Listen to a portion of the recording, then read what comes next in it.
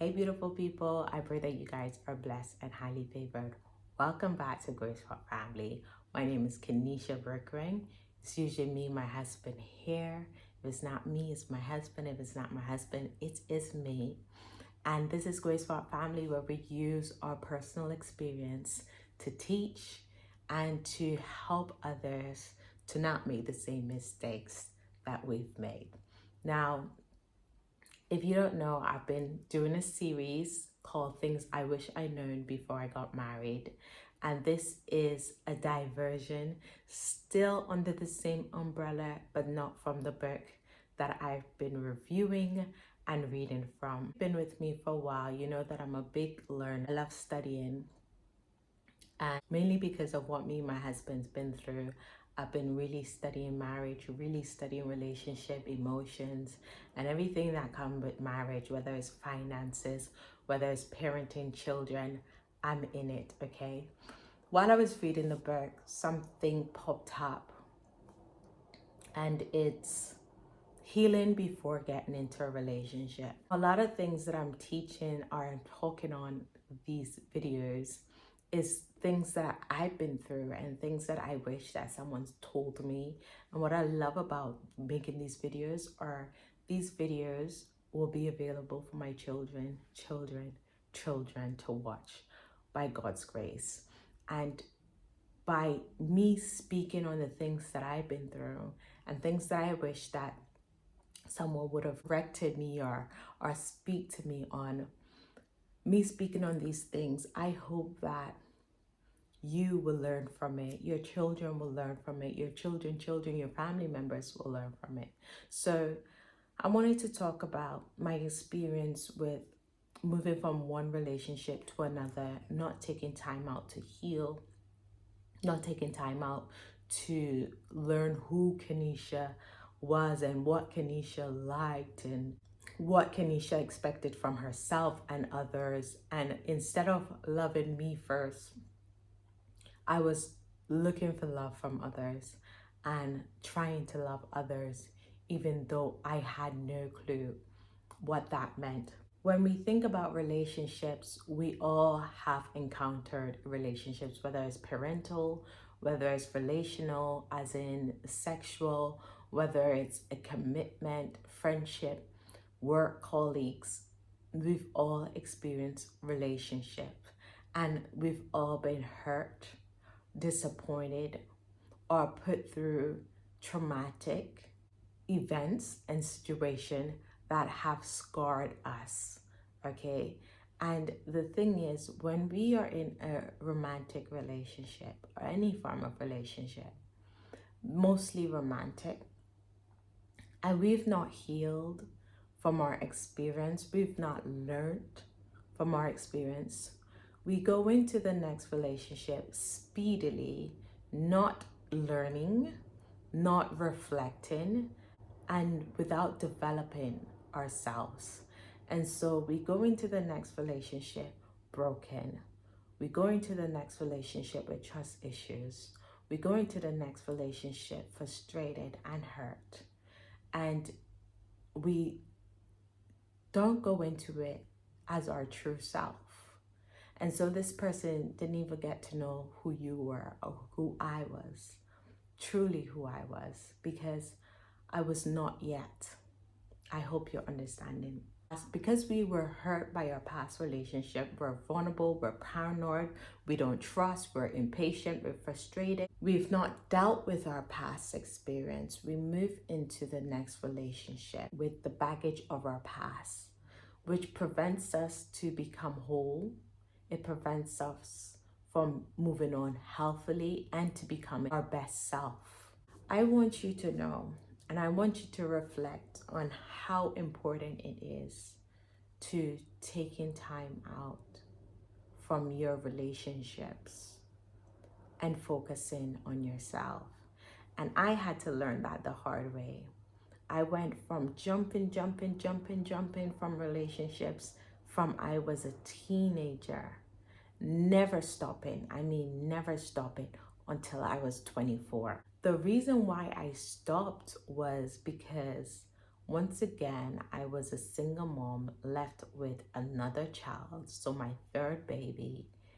And I think that woke me up because I'm like, there's no way. I've been with three different guys, three different backgrounds, three different ethnicity who've done the exact same thing. There's no way. And all along, I was pointing fingers, I was blaming, and I never took the time to reflect on how I was drawing these individuals into my life, how I was entertaining them, and why I was entertaining them. That moment when I realized that I was the common denominator broke me, because now I realize I can no longer blame them. I need to now look at myself and see where I am going wrong, what I am doing wrong, and how can I better myself so that I can attract better. I am thankful that I woke up, because I've realized, looking at adults in my life, that you can go through this cycle over and over again and never wake up. So I'm thankful that I woke up at 24 and I isolated myself for a year. No sex, no relationships, no partying, no drinking, complete isolation, complete self-reflection, complete focusing on the only source that I felt helped me to realize who I truly was God. And that was the first time where I personally took the step to seek God personally and seriously. It wasn't like, oh God, if you take me out of this, oh, I'll say, no, it was, I need you. And a lot of us find ourselves in different ways. Some people find themselves through working out. Some people find themselves through eating healthy. Some do it spiritually. Some do it educationally. But as long as this path take you on a self-developing path where you are focusing on you, focusing on loving you, focusing on becoming your best self, once you are in a relationship with the one person that's going to always be with you, which is you, once you've formed a relationship with yourself, you're going to learn what you like, what you don't like. What do you expect from yourself? What do you expect from others? What do you want to do in this life? And once you start to figure you out, that's when you're going to start putting up boundaries on who you allow in your life. If this person isn't going to benefit me and assist me or complement me in the path and the vision that I have for my life, then there's no need for this friendship, or there's no need for this relationship.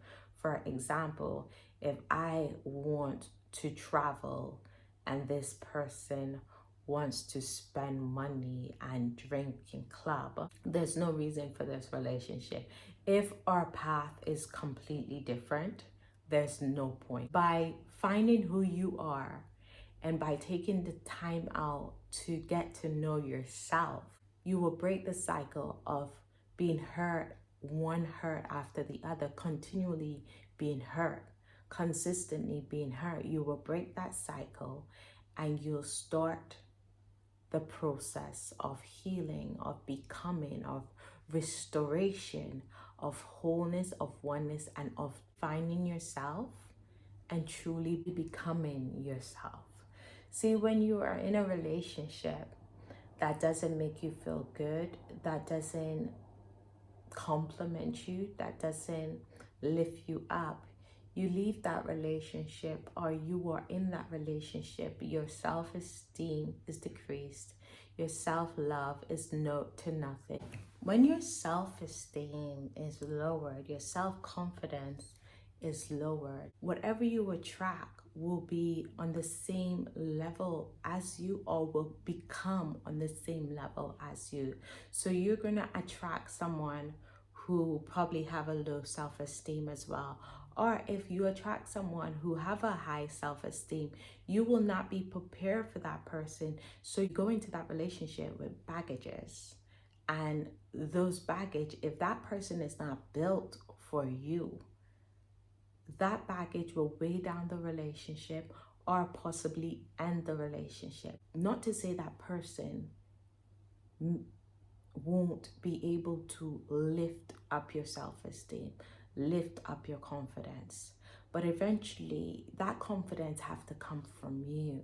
That high self-esteem have to come from you, because if you are dependent on someone to make you feel self-love, or to make you feel high in confidence and high in your esteem, then your dependency on this person will affect you in the long run. Because if this person decides to leave, or if this person disappoints you, that means everything that you built on this person is going to crash.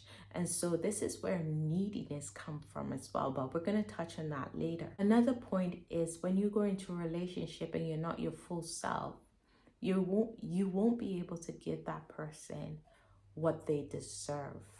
And everyone deserves the best of you. Everyone deserves the best that you have to give. They deserve your respect. They deserve your love. They deserve your kindness. But if you go into this relationship paranoid, afraid, frustrated, with the mindset that everyone cheat, with the mindset that you're going to get hurt, you're not going to give your 100%. And so you're in this relationship giving little to nothing and expect, the most from it. This is where we really need to look at ourselves, because a lot of us were expecting so much from our partners, and we're not even giving ourselves half of what we are expecting from other people. We are expecting people to do the most for us, but we're not doing the most for ourselves. I believe that you will know when you're ready, and you will know when you're not ready. You're not ready when you're afraid. You're not ready when you don't trust a person, on like they haven't even done you anything as yet, but you don't trust them. Anything little thing that this person do, you're on edge, you're worried. You will know when you're not ready, and you will know when you're ready for a relationship. And it is important to let that person know, I'm not ready, because when you are broken or when you are hurt, you tend to break other people or hurt other people if they allow you to. Okay? And you need to realize, if you genuinely care about someone, if you genuinely love someone, that's the last thing you want to do, is to give them the broken you, or the hurt you. Also, this section is for people who are seeing someone or dating someone knowing that they've recently come out of a long-term traumatic relationship. For your own self, it is best to allow this person to heal, because this person will not be able to give you their full self, nor would they be able to give you their best self. So for your own self, it is best to, once they've let you know that they've just come out of a fresh relationship, it is for you to take a step back and be like, I genuinely am interested in you, but because of your situation, I think that it's best to allow you to go through the process of healing and becoming your true self. And if we're meant to be, we will find each other again, and we can be friends while you are on that journey. Now back to those who just came out of a fresh relationship, have low self-esteem, no self-love, and okay, how to recognize if you have self-love is look how you treat people, and look how you allow people to treat you. When you treat people poorly, it's coming from a hurt and a place of lack of love. When you allow people to treat you poorly and you're content with it, is coming from a place of lack of love. You need to really self-reflect and go on that journey of self-discovery, and figure out who you are, what you want in life, where you want to go in life, what you want to do in life, and what you need to get to where you want to go as a person in your health, in your emotions, in your intellect, your mind, in your finances, in your relationships, just as a whole, just looking at your life as a whole, and seeing, where do I want to be in these areas? Where do I want to be as a parent? Where do I want to be as a person? Where do I want to be in my character? I have a stink attitude right now. This is an area I want to work on. Or I have trust issue right now. Where do you want to be in these areas of your life, and how? How can I get to where I want to be? What do I need to listen to? What courses do I need to do? Who do I need to be mentored by? These are the things that you need to be thinking about, and these are the things that you need to be working on. I have low self love. I have low self-esteem. How can I lift my self-esteem? Listen, YouTube is a school of its own. Google is a school of its own. So we have no excuse in this time, in this age, of why you can't learn and why you can't spend time in becoming your best self. What I had to learn was to be alone. For some reason, okay, if you cannot be alone, there's something wrong with you. Like, you definitely don't like being with yourself. And I had to learn that, Ken, you don't like being with yourself. And even when you were in the crowd, you still felt alone. And I feel like that year that I took to really find me and to really figure me out really benefited me. And sometimes we need a retreat. We need to take time to spend time with ourselves and find out who we are. What are the areas that we're struggling in? And how can we become our most highest and our most best self? When you have low self-esteem, and when you are broken and hurt, and you get into relationships, you realize that you get into relationships that are degrading to you. They disrespect you. They lower your standards, and sometimes it's only a sexual thing. It's nothing deeper than the physical, right? It's carnal, right? And if you want something deeper, deeper intimacy, a deeper love, you gotta find that with you first, right? And as I said before, we keep expecting this from other people when we're not even giving ourselves 1% of what we want from others. And it starts with us. Because you keep getting into relationships that are not beneficial to you in any way, you keep hurting yourself. One baggage after another is placed on each other. And so you gotta stop this cycle. You really have to stop this cycle. You need to take a break for you. Go on a break for you, okay? You know that you're broken when everything that person does triggers you. Oh God, let's not talk about triggers. In the beginning of our marriage, I didn't know about triggers, but there were things that Richard would do that would trigger me. And after getting counseling and doing psychology, I realized that a lot of things that you go through in your past, like a sound or a smell, might trigger those feelings that you had in your past. And you don't have that feeling against that person, but that sound or that facial expression or that tone will trigger you. And because you had a traumatic experience, you release that pain and that hurt, and you have an outburst on the person you love, not because they've done anything wrong, but because what they're doing have caused you to trigger. It has caused a trigger in you from the trauma you've had in your past. And when I realized that I was having outbursts and triggers for absolutely no reason, for no reason that he was doing, but it was for a reason from my past. And I had to deal with it. And one thing I want to say, it is possible to find someone who would stick with you through your pain.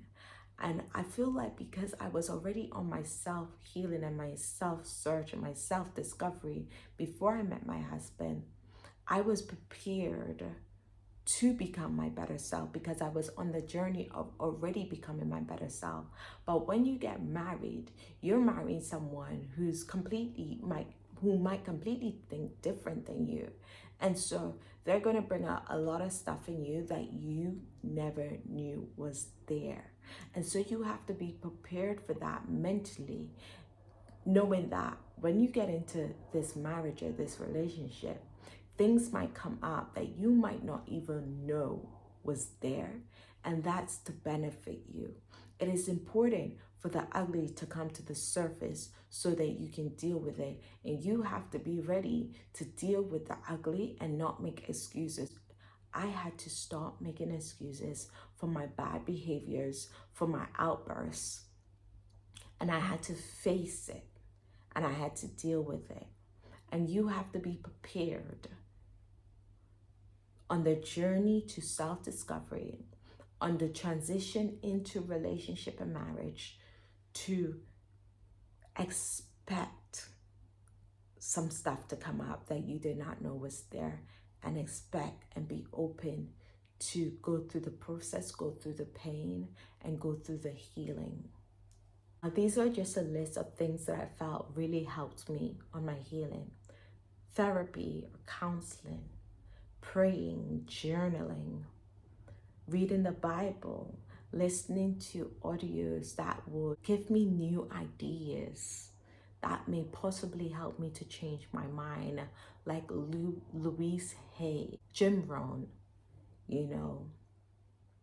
These people helped to change my thoughts, my mind. Louise Hay was and still is one of my biggest teachers.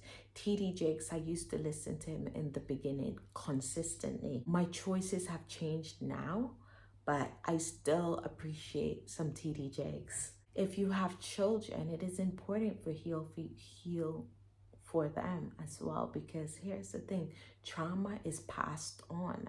And if you don't heal, you're going to pass your trauma to your children. Your children is going to pass it to their children unless one of them wake up and be like, no, this has to stop. Heal for your future and heal for you. The sad thing, you might be here all miserable, and that person who've hurt you has moved on with their lives and is living their best life, while you are here stuck in misery, stuck in sadness, lost, sulking. And I encourage you to find the strength to pick yourself up. Find the strength to put on a YouTube video, go on a podcast, read a book about self-love, read a book about self-development, read a book about self-esteem, read a book on healing. Do what you have to do. It's one day at a time, one step at a time. But I promise you, in comparison to that little girl who wanted to commit suicide, to the woman that I look in the mirror and see every single day, self-help books work on the foundation of prayer, on the foundation of God. Listen, the Bible itself says, my people perish because of lack of knowledge, right? I believe in prayer. I believe in God. But I also believe that God wants his people to know good from bad. Know whether someone is good for you or not. Know whether to get into that relationship or not. Know whether to go there or not. Know how to pick yourself out of a situation and get your way out. I'm going to give you guys some tips on loving yourself. Now, for some reason, society have taught us that relationship should be our priority. Being in a romantic relationship should be our priority. Other people should be our priority. Searching for love is our priority. However, we never think about what is our reason for searching for love. Is it because you're lonely? Is it because you want someone to love you? What is your reason? Why are you searching for love like this? Why are you desperate for love? Sometimes we think finding love will fulfill that void that we have in our hearts. And let me tell you, I learned firsthand that searching for love from everything outside will never fill that void. I've tried searching for love in people, in relationship, in sex, in drinking, in partying, you name it, in drugs. I've tried it and it didn't help me, and I know that it's not helping you. I found that when you are needy for love, it shows that you are missing love from the most important person in your life, which is you. Now, as I said, you can find the self-love journey through many ways, but I found mine through God. The word and through prayer and through preachers taught me, or was the beginning of me finding love in myself. Now, I don't know what route you're going to take. I just know that finding love in God's word, in prayer, in hearing his preaching from pastors helped me to find love in myself, which also helped me to extend love to me, to my children, to my husband, and to those around me. When you are codependent on other people, it does not benefit you. Like, even being married and codependent on your husband does not help, because on your wife, I found that we are individuals though we are one. It's nice to want someone and not need them. As in, I want you in my life and I will love for you to be in my life, but I don't need you in my life. If you are unwilling to treat me the way that I know that I deserve to be treated, I am in a place where I am willing to love you and let you go, because you have to love yourself enough to only accept the best, right? Only accept the best. And what I love about my marriage and my relationship with my husband is we're at a place where if we don't like something and we communicate that well to each other, we work on it immediately to make sure that this person feel loved, appreciated, and accommodated in our marriage. And that is where your relationship needs to get to. It needs to get to a place first with yourself where you treat yourself the way you want others to treat you. I cannot disrespect and mistreat myself and then I expect my husband to respect and love me when I am not doing that for myself. Okay? So when I start loving myself, respecting myself, and keeping myself lifted, and filled, then I can expect that from others. I can expect that from my husband, my friends, my loved ones. When you start to create a good relationship with yourself, you're going to start to attract better relationships, because listen, you can't become a better person and not attract better in your life. It is absolutely impossible. I was saying to my husband just recently, I remember when my life was full of chaos and problems. Every day is a new story, every day is a new problem. And to find a life of peace, of joy, of true happiness, right? With myself, with my marriage, with my children, my loved ones, is priceless. But I had to put in the work for my life to get to this place. And you have to put in the work for your life to get to the place in which you want it. Not just taking care of your thoughts, like the way that you think about yourself, the way that you speak to yourself, the way that you perceive yourself. You have to see yourself with love. You have to see yourself with care. You have to go gentle on you, right? Not only taking care of yourself inwardly, spiritually, mentally, emotionally, but take care of yourself outside. I believe when you take care of yourself on the inside, it shows on the outside. Take care of your atmosphere, your home, take care of it. And when you start to love yourself, it's going to show up in your relationship with you, and it's going to show up in your relationships, right? It's going to show up in the way that you respond to others, how you respond and how you speak to others. It's going to show up in your behavior, in your character. It's going to show up in you. Trust me, it's going to show up all around you when you start to truly love and appreciate you. When you start to change and develop, a lot of people might leave your life, but a lot of good people might come. And you gotta be open to that transition, be open to that change, because that change is going to be so beautiful and so beneficial to you. Once you have gotten to a place where you are loving you are taking care of you are taking care of your atmosphere, your heart, your mind, your body. Once you get to that place, I encourage you, when you feel ready, be careful where you go to look for your partner.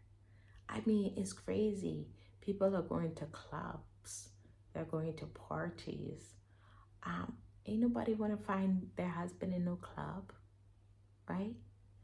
Go to an event, like a business event, a speaking event. Go to something or somewhere where there are going to be people who are thinking on your level, who are operating on your level.